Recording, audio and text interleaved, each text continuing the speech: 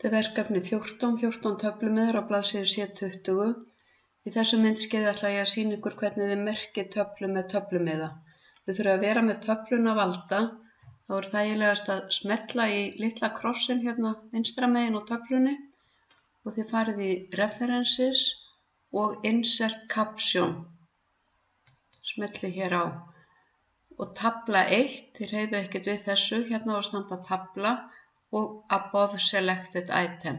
Þið getið valið úr lista ef þið eru að merkja mynd eða eitthvað annað, en hérna á að vera tafla og Above.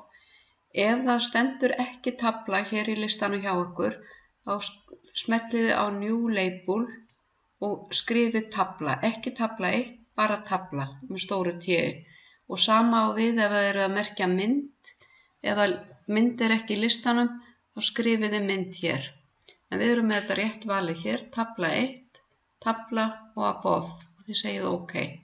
Þá kemur hérna tafla 1, skrifið tvípunkt, ýttið á orðabil og svo skrifið þið textan.